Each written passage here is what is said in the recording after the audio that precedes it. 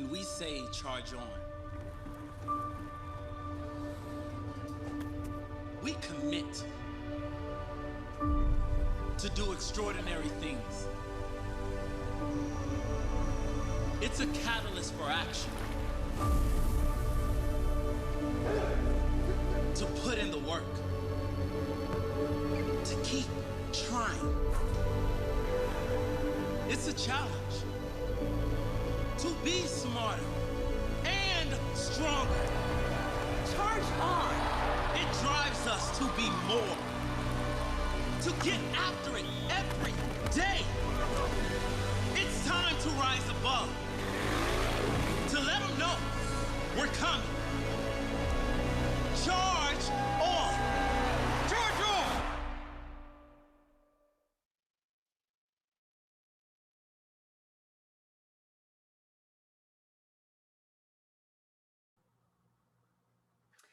Good morning, everybody. Thank you for joining us for April Colloquium. We have two presenters today. The presentation will be about 20 minutes. Then you will have about 5 to 10 minutes for Q&A. Wait with the question until end of the presentation. In the meantime, you can type your question in Q&A section. Our two presenters today is Dr. Denise Gammonley and Dr. Duignan. First presentation will be Dr. Gammonley. Presentation is using virtual reality to teach empathic communication, aging, and disability awareness. Please give her a warm welcome. Dr. Gammonley, floor is yours. Thank you. I will share my screen. Okay. So thank you, everyone. It's really an honor to be invited to participate in this colloquium. I've enjoyed working with my Rosen colleagues for many years and appreciate all the hard work that you do and your wonderful students. And we're really excited in this College of Health Professions and Sciences that you all have your new senior living management degree. So the presentation I'm going to share with you today is the results from some initial pilot work I've done related to using virtual reality in teaching undergraduate social work students about aging and communication skills. And I want to acknowledge our research team. This effort was really spearheaded initially by Dr. Melody Bowden from the College of Undergraduate Studies, colleagues from Faculty Center Teaching and Learning, and my colleagues from social work listed there, and was funded initially, some of this work, by the Helmsley Foundation and the Florida Consortium of Metropolitan Research Universities. So what I'd like to do is to kind of explore this idea of virtual reality. I was approached by Faculty Center for Teaching and Learning to see if I would be interested in trying out this new technology. And I was really excited. I had heard of virtual reality. I have a cousin who's very involved in all those games and things, but I had never thought of it as a tool to use for instruction per se. So I started exploring a little bit about it and thought it could potentially have some real benefit for students. So one of the ways that I think it's a potentially unique and valuable learning strategy for students or activity is that it sort of expands on the technique of using role plays. We use that a lot, of course, in social work education to help our students learn specific techniques for interpersonal engagement. I also like that it's a way to really individualize learning and engagement with the student. And potentially it can be something that could be very cost effective. We use in the health professions quite a bit, we use simulated experiences, often with live standardized patients. Our College of Medicine has a really tremendous program in that, but it is a very costly way to do that. So what's important is that we think about coming up with new strategies. So I thought VR would be a great opportunity and potentially lower cost. So we've used the Oculus Rift, which is an off-the-shelf VR headset and I thought it would potentially be fun and engaging for the students. So I got interested in this in terms of how it could apply to my course in aging social services for older adults. This is an undergraduate elective where my students do service learning out in the community, and I work really hard with them to develop their skills to be comfortable to engage with older adults with a variety of disabilities and cognitive impairments, and to learn to kind of develop the language of social work. And part of that is a really important skill for any social work practitioner, which is to convey a sense of empathy when interacting with a client or patient or family member. So why is empathy important? Well, it turns out there's research that shows that it is an important aspect of delivering health care. It's been associated with increased patient and family satisfaction in critical care settings, improves coping with pain, and informal caregivers who perceive having more empathic communication directed toward them report less stress. Now, also interestingly, there has been some literature that shows that potentially there could be a negative association with for practitioners, whereas those with high levels of empathy might experience higher levels of burnout. So it really has a lot of directions this kind of research could go on. So what I have learned about how we teach students to use empathy in their practice is that there's some interesting literature the last few years that shows that providing these kinds of experiential learning experiences with guided reflection have been helpful to nursing students to support their acquisition of empathy. And then also it has shown that role plays specifically have improved the expressions of empathy for stroke patients among medical students. So I think it's potentially a helpful thing. So the challenge, of course, is this whole construct of empathy, right? Which is measuring something that has multiple dimensions. It can be defined and is defined in different ways. What I ultimately settled on in terms of my own work with this was a scale called the Empathy Assessment Index. You see above, I listed one nice definition of empathy, which states that it's basically the ability to know the state of another person and to be able to respond sensitively, acknowledging that. So in terms of this small pilot project that we started, we decided to focus on two aspects of empathy. The affective response, which is oftentimes described as mirroring. And I've listed there one example from one of the scales I used, one of the items. When I see someone being publicly embarrassed, I cringe a little. So these are kind of Likert scale items. Another way to describe that concept of mirroring is mimicry, okay? And so another aspect of empathy is our ability to create a mental picture, right? Imagining an event and potentially experiencing it as if it was happening to us as well. So that gives you, the scale has two other dimensions, which I haven't really focused on that. I want to turn my attention now to tell you a little bit about what goes on in the virtual reality scenario itself. So this idea of an immersive experience, what really distinguishes VR from watching the standard video that you might show in a classroom or provide online, is that you are actually present as a person engaged in the scenario while you're engaged in VR, right? So the subjective impression is that you're participating in a realistic experience. And so as a participant in a VR scenario, you can initiate actions that have potential consequences. And so it integrates that in a way, I think, that really deepens and is very different, I think, from watching a video, of course. So I want to just highlight here the software we used for this was from this company called Embodied Labs. And the woman in this photograph is Carrie Shaw, who invented this set of VR sequences. She's actually a medical illustrator by training.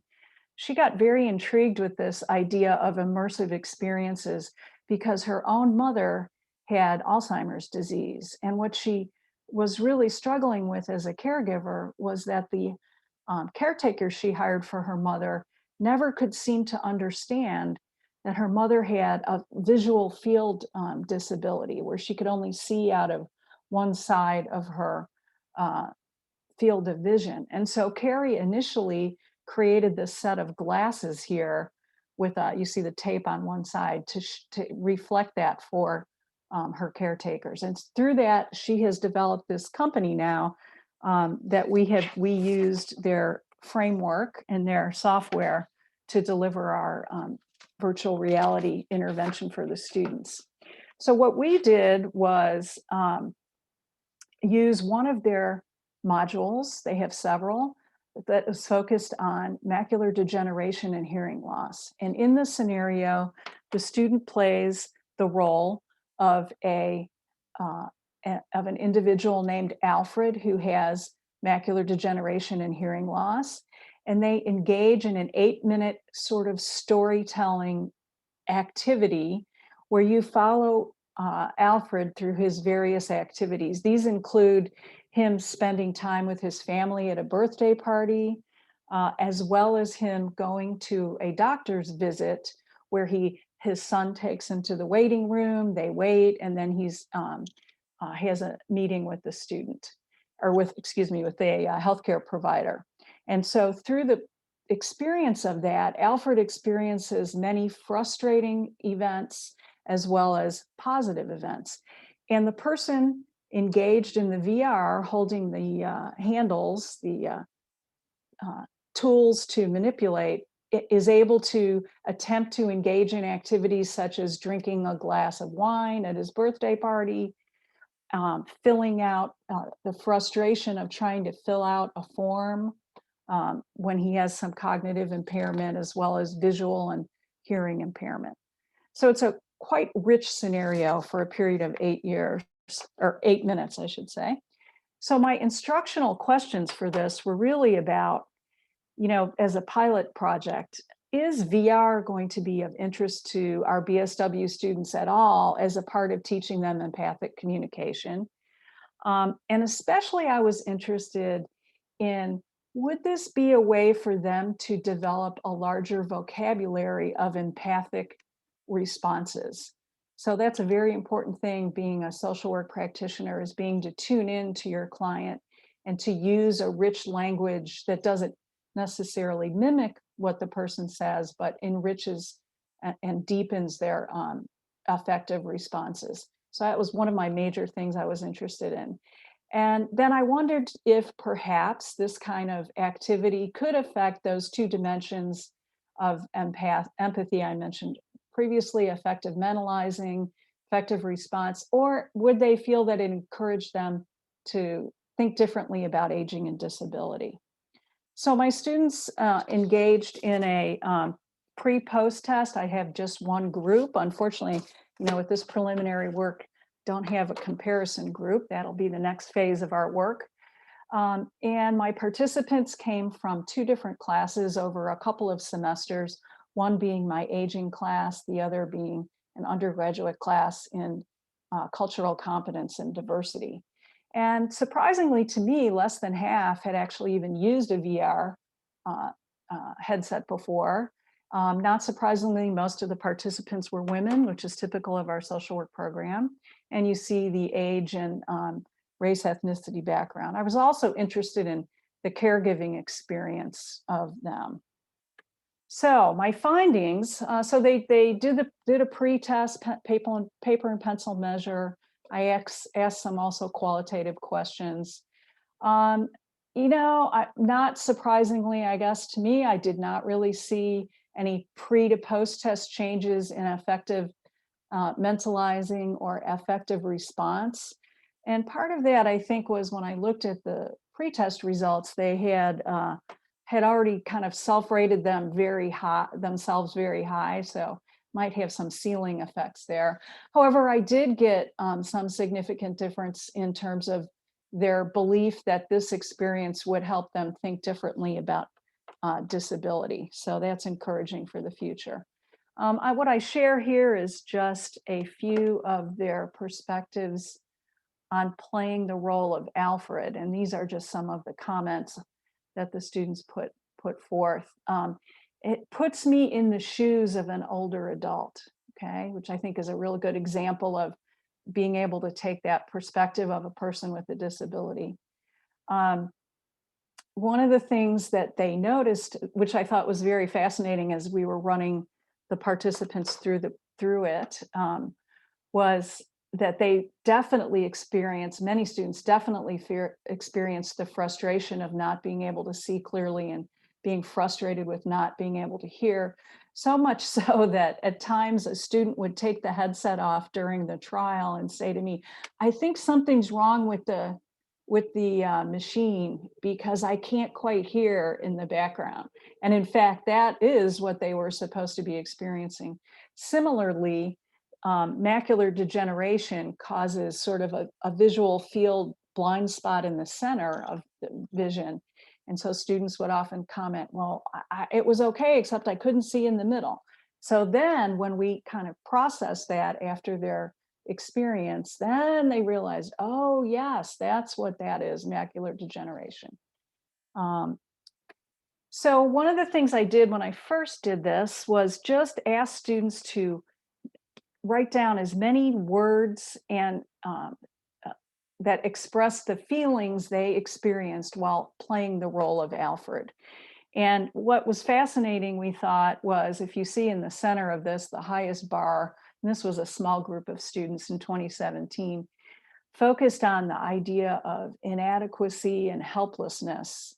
But there are a few, albeit fewer, that recognize happiness and satisfaction that was experienced by Alfred in his scenarios as well, because it does, the 8-minute scenario goes through both types of experiences. So what I did this time was what I just presented for you here, because they're just kind of fun to look at visually, is I also asked students at the post-test to just write down for me as many feelings, words that they could experience, that they experienced when taking part in the role of Alfred. And so you see, I think it is not showing up here on my screen, but there it is. Okay. The average word count of a feeling word was about 6, but I had some students that could come up with even 20, a few students came up with much higher numbers of words. And you see some of the effective themes there. So I think this is maybe an encouraging way to come up with, or a tool potentially to work with this. I want to just kind of use this concluding slide here to talk about some of the implementation considerations and where I could see this going sort of in the future. So one of the things, if you're going to do this, that I didn't know when I first began, was that some people experience some nausea with using these VR systems. Now, obviously, the Alfred that we used was not someone who was flying a plane or in a rocket ship like many of the VR scenarios are.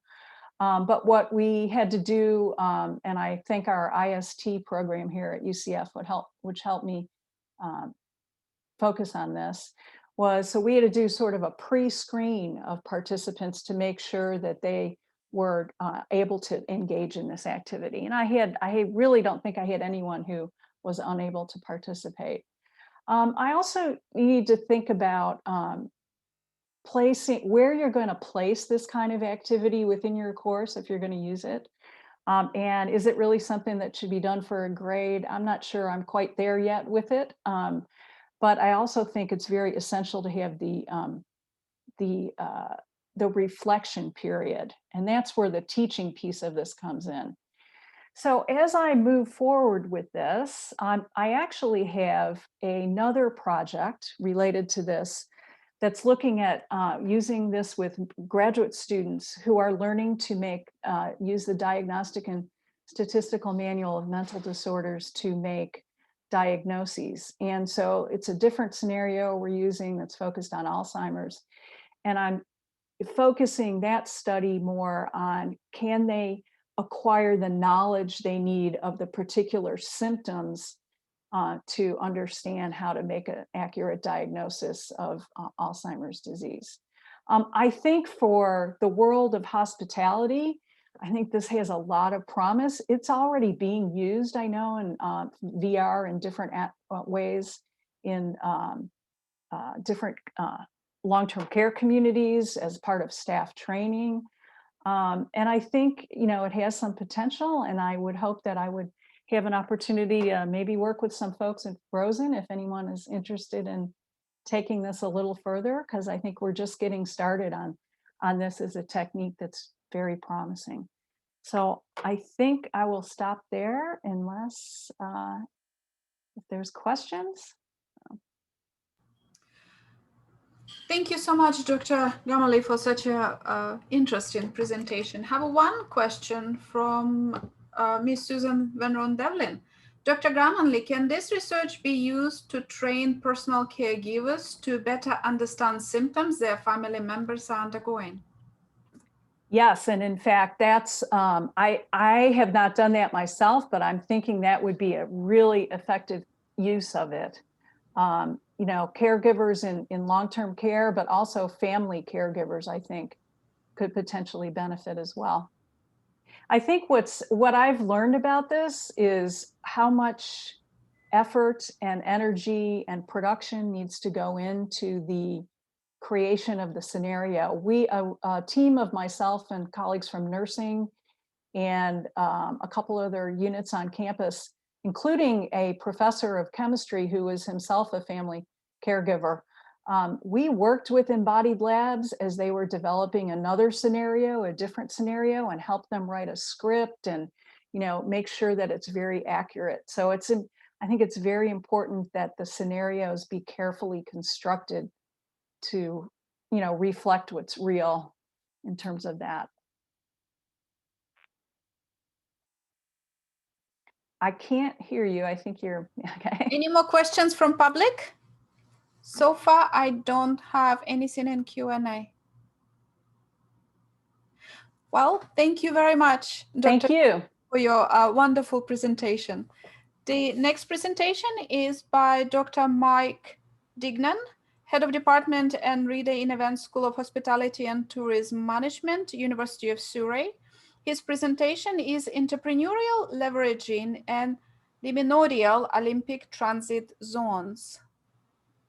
I think you said that well. The floor is yours. Thanks. Can everyone see my screen? Hopefully. Valeria, can you see the screen? Yes, you're good. Yes. So thanks everyone for inviting me, particularly Alan and Robertico. It's been a pleasure to be here. So as Valeria said, I'm Head of Department and a Reader in Events at the University of Surrey. And I'm going to introduce you to a research project that me and a couple of colleagues at Bond University, Danny O'Brien, and the University of Birmingham in the UK, Simon Down, we did in Rio. And this paper that I'm going to talk through really provides a little bit of an overview in terms of how visitors flow around Olympic cities and how they engage with local communities. And I've got a fair few slides to get through, so I won't mull over it too much, but hopefully we'll have some good questions afterwards. So in terms of the argument, I'm going to provide a brief summary of what kind of I'm trying to say in the next slide, followed by some research questions. I mentioned very briefly the methods, I won't go into detail.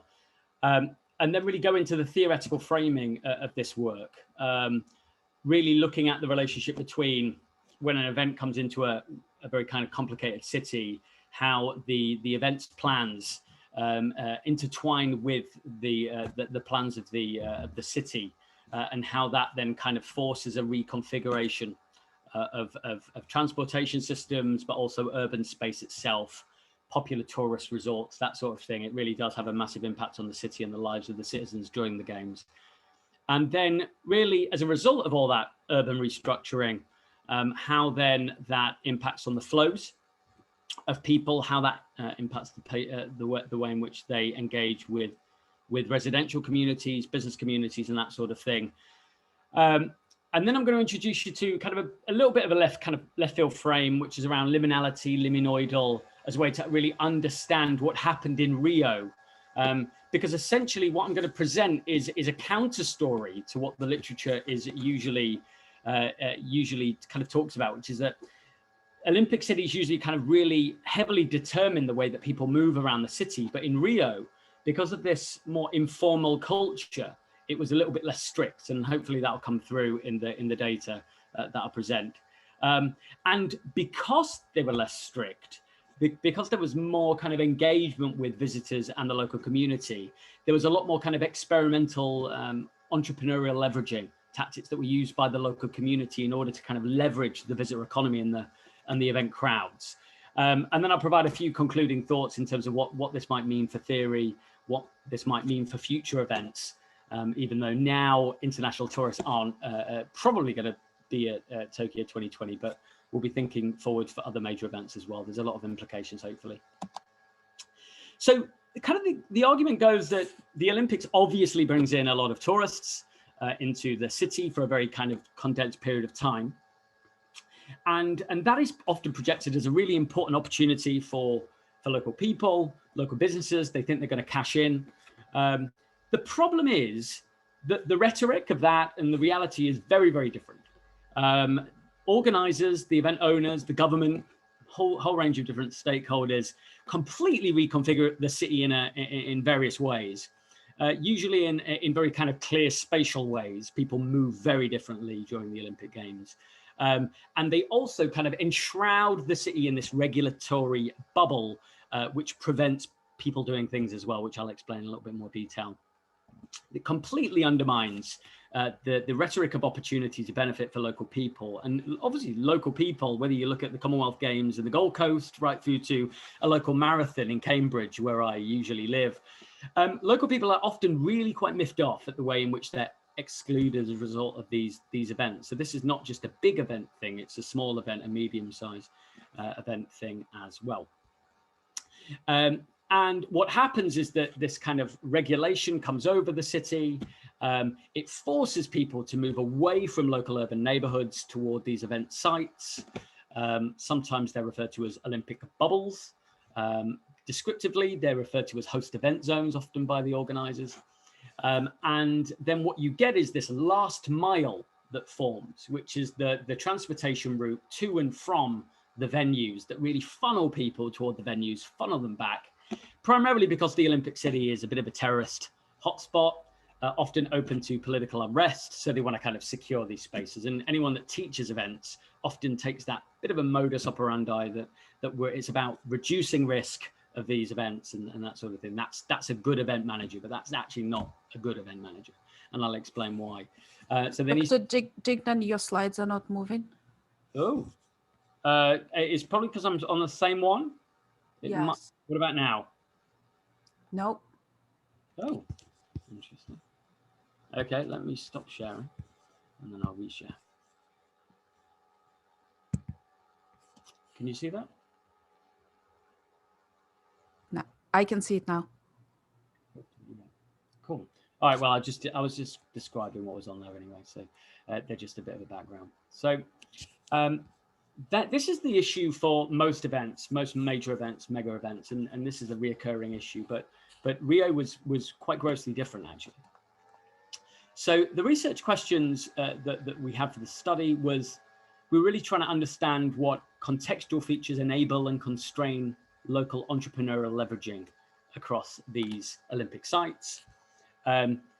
What kind of tactics are used by local people and entrepreneurs to optimize the leverage outcomes, make sure that they benefit from these types of events, and to what extent did the local entrepreneurs encourage local people and visitors to dwell together and connect with what the local place culture has to offer.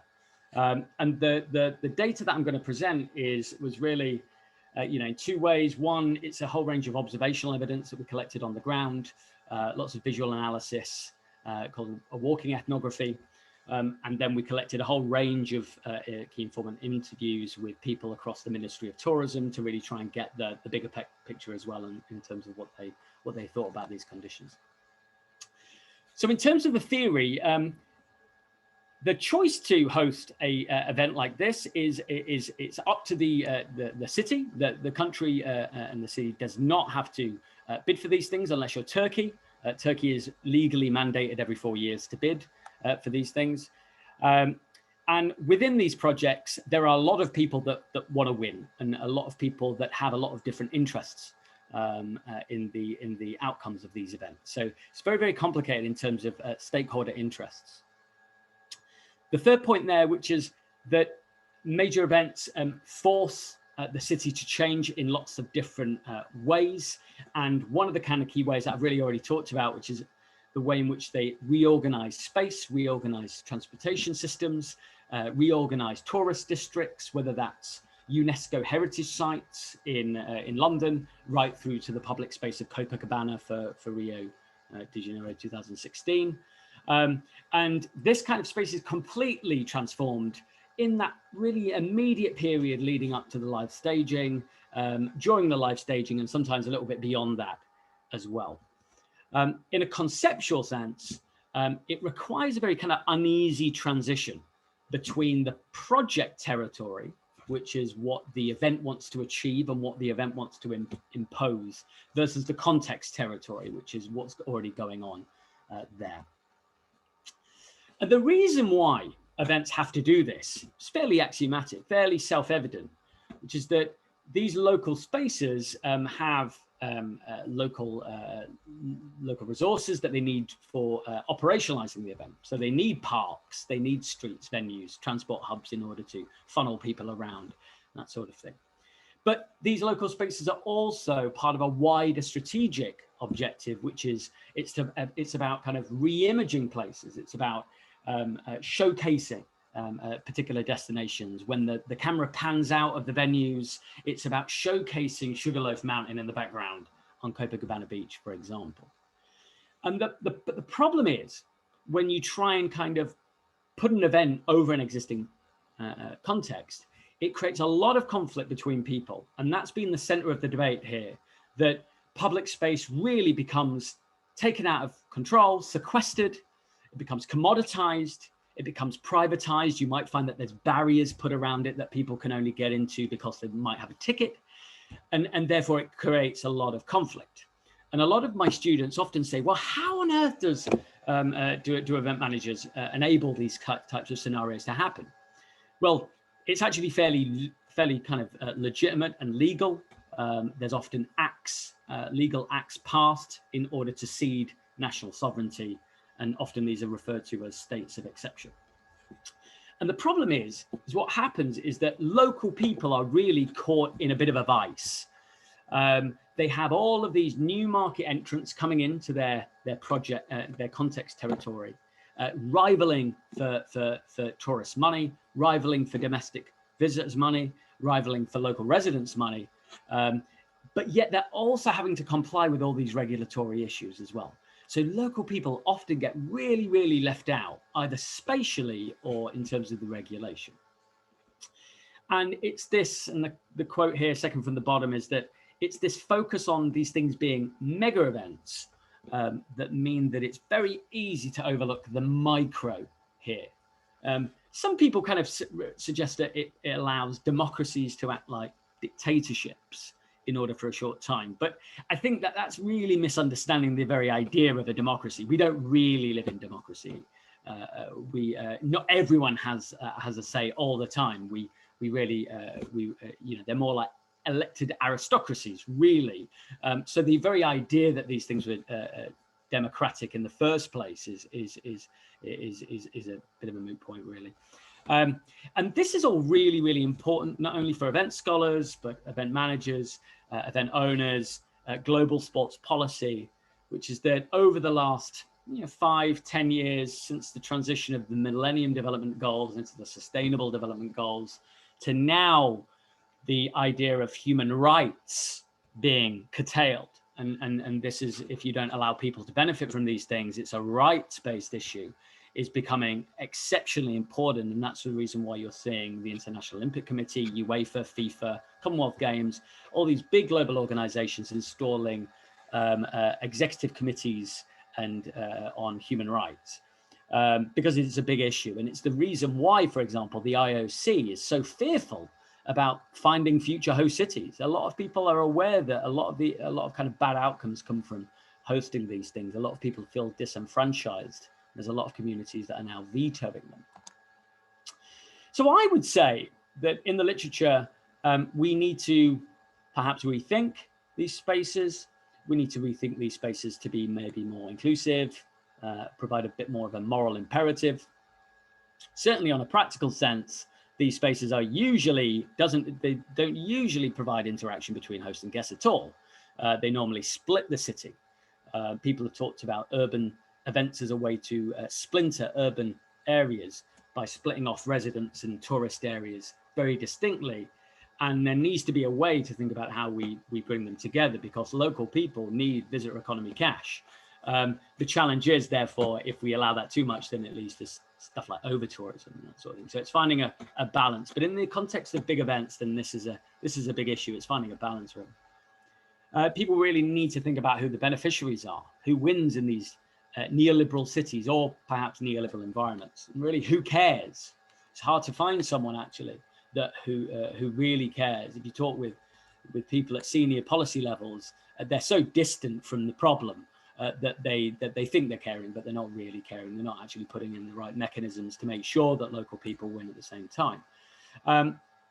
So really for this paper, it was about what theory could help explain the empirical phenomenon that we were seeing in our visual evidence. But it was also a case of, well, we know that these spaces are really tightly managed. What kind of theory could help us disrupt these environments as well? So it's a bit of a two-prong thing. And that's why we landed on, like many people have been doing in critical studies, thinking about the role of liminality and liminoidal spaces. And the reason why these are useful is because it's really about understanding. We can think about people in these event environments, they're transitioning between spaces of the known to the unknown, whether that's their home environments back at home before they get on the flight to the city, or whether it's in the city from a hotel to a venue. There's various shifts from the known to the unknown that are going on into these spaces of unfamiliarity. So there's a crossing of a time and space threshold that is very, very clear and self-evident in the context that we're looking at. We're also looking for ways in which to understand events as ways to break away from the everyday norms of daily life. And the idea that the kind of environments that I'm talking about are very neoliberal environments. They're very much kind of funneling people to spend money in McDonald's and corporate sponsors, and that's a problem. So events are a way to kind of subvert the everyday. And that's one of the central components of liminality. And this is quite important especially because neoliberalism has been gaining traction in the global South and ever since the 80s. And these kind of events are neoliberal events, and they're just part of the everyday development of neoliberal, the neoliberalization of these cities. So it's about disrupting that. There is a substantive difference between what we refer to as liminal, which is more structured processes of rites of passages going through a transition, whether that's when you enter a transport hub to a venue, which is kind of what we've seen in other contexts, to the more liminoidal, which is a little bit less structured, a little bit more fluid rites of passage. But we're still going from one space to another, but it's a little bit more fluid. And there is a massive elephant in the room here, which is that all the previous evidence that suggests that these spaces are so hyper-securitized, no way you can have fluid, flexible spaces of Olympics. Too many corporate sponsors' interests to secure, People need to get from A to B. People have got families. They need to make sure that they get there efficiently. We need to think on a crowd management perspective, flow rates between venues. We need to get them in efficiently in order to get them in. So there's lots of reasons why these liminal spaces are quite difficult to think about. And people have extended the idea of liminal entrepreneurship in the entrepreneurship literature. So these liminal spaces offer new spaces for people to be agile, to be more experimental, more improvisational. And that's kind of what we saw in the context of Rio. And it's by taking advantage of these spaces that people find entrepreneurial opportunities. So we chose the theory, but it, you know, without being too corny, it chose us as well. And it was a kind of two-way thing. It just made sense to use this theory. So I'll whiz through the findings. Valeria, I think I've got about 5-ish minutes left, but I always say that, and I'm always about 15 minutes. So sorry if I go over. But it's kind of split into two parts. The first one is trying to kind of explain why Rio's local urban commercial canvas was a lot more localized than we've previously seen. And then in that kind of more kind of fluid local space, local people really did benefit. And the evidence is very, very clear as we play out in the paper. So what are some of the reasons for that first part as to why they were more local than corporate? Why was it that these environments were different from all the other environments that I previously described? First of all, fairly descriptive point, there was just less corporate sponsors in and around local environments. And it almost seemed as though they didn't really care, apart from a couple of areas. There was 2 areas in particular, one site in Copacabana Beach, where they had a big mega store and Samsung screens that you could play with. And then there was one called Porto Maravilha, which was like a live site where they have the big screens. Apart from that, there really wasn't that many corporate sponsors in and around, which was very strange for an Olympic city. Anyone that has done a contrast between the two would have seen that this city was very, very different physically in terms of the presence. And because there was an absence of corporate sponsors, there was therefore a presence of unofficial products. Unofficial products that were rivaling the official sponsors. So Skol, a local beer brand, a Brazilian beer brand, was essentially overshadowed by all manner of different beer brands being sold outside of the stadiums, which I'll show. People were selling, doing henna tattoos right next to the volleyball area, for example. People were selling random magnets that were infringing the copyright of the Rio 2016 logo, for example. This would not have happened in a very highly corporate capitalist state like London 2012, for example. It just wouldn't have happened. These spaces would have been controlled. There's various other reasons as to why these environments were the way they were. So, for example, on a social ground, a cultural aspect, Rio just has a much more sense of play, informality. People care more about the black market, an informal economy. That's been written about a lot, and that played out in the context that we looked at. Economically, financially, essentially the country went into a financial state of emergency, lost all their security. There wasn't that many people on the ground that were securitizing these areas and making sure people were behaving in the way that they want them to behave. So essentially, it was the breakdown of these financial and contractual obligations that forced a more fluid environment. And then you had a whole range of political instabilities going on. For example, Dilma Rousseff, which was the prime minister, was impeached during the games, for example, which was an interesting turn of event. And all these things just meant there was much more chaos. There's also a governance perspective, which is that Rio didn't really have the kind of government institutions that, for example, London has. London has about 10 different regulatory authorities, one main one being trading standards, which makes sure that people, these infringements don't happen. But in Rio, not as much. So quite literally, cracks emerged in the local canvas. And there was so much that I'll go through. I'm aware of time, so I'll just skip over this one, which is that, for example, there were people right next to the stadium selling barbecue joints outside of their apartment blocks. This was literally about 100 meters away from the Olympic Stadium in Maracanã. People selling churros stands, all kinds of informal, unofficial activity. People on microphones convincing them to come to their barbecue joint or sip a caipirinha. And there were caipirinha joints everywhere. Again, obviously these aren't corporate sponsors. These were right next to them. On Copacabana Beach, you had random, this guy had a stash of Rio magnets. Of course, he just printed them himself. No one really cared that he was doing that. Imagine if that was in Tokyo. Imagine if that was in London. Imagine if it was in Beijing. Imagine if it was in LA. It just fundamentally wouldn't have happened. Trading enforcements would have been on them like a shot. The guy on the left was selling caipirinhas in the live site area. The live site area was supposed to be the main corporate sponsor. Again, that just wouldn't have happened. There was a whole range of entrepreneurial techniques. And if I had longer, I'd probably give you a little bit more of a detail in terms of the entrepreneurialism and that part and the theory behind that. On the right, there was the official Rio mascots and right next to an unofficial carnival. And it kind of begged the question, was this kind of strategically planned? Was it meant to have the global and the local next to each other? Was that the point? Couldn't really get to that, didn't have the data to support that, but the observational evidence looked clear, otherwise they'd have been moved.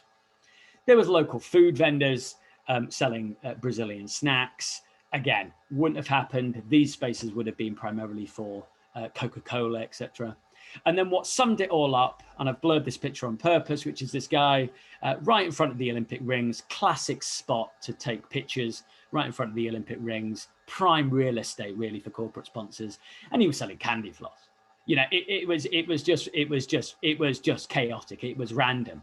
And going back to my slide here, you know, the IOC and Thomas Bach called Rio 2016 the worst ever organized Olympics. Well, yeah, it wasn't organized in a neoliberal sense. I'm not going to get super Marxist and capitalist on you, right?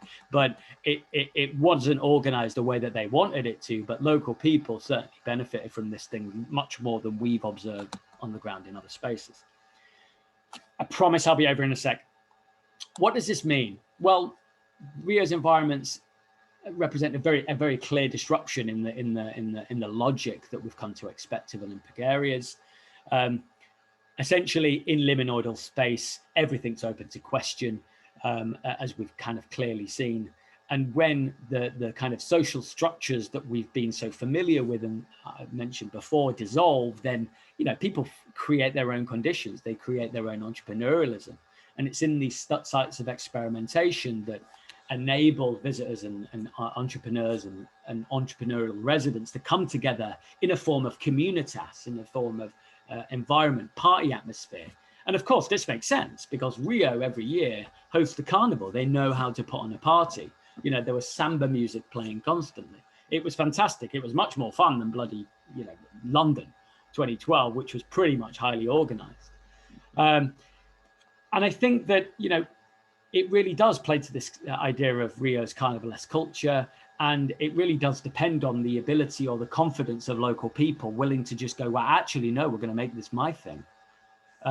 I don't necessarily think, unless we play this well, and maybe play to the United Nations Sustainable Development Goals and human rights, I don't know whether we'll see this play out in highly organized states like Japan, Beijing, Qatar, Birmingham 2022 for the Commonwealth Games, Paris. The question for us is it a one-off? What can we learn from it? We've written a few pieces around making, spaces more informal, bringing the local to global spaces and how you might do that. And that certainly is key in terms of if you want local people to benefit from these things. And you might wish to draw on the human rights agenda in order to support that. And a final slide is that we've got a new Observatory for Human Rights and Major Events at the University of Surrey that I direct with a couple of colleagues, part of it. And we're always looking for people interested in understanding how to break down these structural barriers in the visitor economy, whether it's small, medium, large events. We're doing a bit of work with Jessica, actually, and Alan, who's listened to this, on human exploitation and trafficking. And we're also interested in how communities are generally disrupted as a result of hosting these things. So that's me. Hopefully that wasn't too boring and not too confusing. But I'll answer any questions that you might have. Thanks for listening. There is one question from Dr. Fayal. Mike, thanks for your presentation. Have a mega event organizers become so successful, efficient at event operations that inadvertently they have contributed to a problem? For example, London 2012 was incredibly efficient from logistic transportation perspective, that the rest of the London was like ghost town during the games. Should have added the bigger challenge that mega events are primarily TV events with all other elements secondary. Absolutely. Yeah, absolutely. Which massively contrasts to the overarching rhetoric of these things. You know, if we were all to look at the candidature documentation, the bid documentation, the policy promises, and the protracted period leading up to these things, the 7 years, it's all about local people, local benefits. You're going to win, don't worry. And then overnight, they get blindsided by these barriers. And it happens every time. You know, I'm writing a piece with Joan Carlini at Griffith University about how, you know, Commonwealth Games 2018 in the Gold Coast just left an entire community just so miffed off at these particular events that, it begs the question, who's going to do something about it? And I don't, in terms of agreeing with Alan, we often teach event students to think about risk assessment plans and be fairly risk averse. It's about managing in a really efficient event. And in the literature, it's all about making sure that event is really efficient, it runs well. We show the international community that we're fantastic at running events, but actually loads of people get pushed by the wayside really with efficiency as the moderating variable. The moderating variable for organizing these events should really be, has this community benefited? And the IOC has introduced a new Olympic 2020 agenda committee point, 2020+5. It was released about a couple of days ago, that explicitly said that we now must put local development objectives at the center of organizing. So hopefully that will work, or will it just be rhetoric like we've previously seen? I don't have any more questions. Any other question from public? Thank you so much, Dr. Duignan, for your wonderful presentation and taking the comments and questions. Thank you for joining us, Colloquium. Please remember that next one will be in April 16th from 11 to 12 at the same time. Invitation will be sent, and thank you very much for joining us today. Have a good afternoon. Thank you, everybody.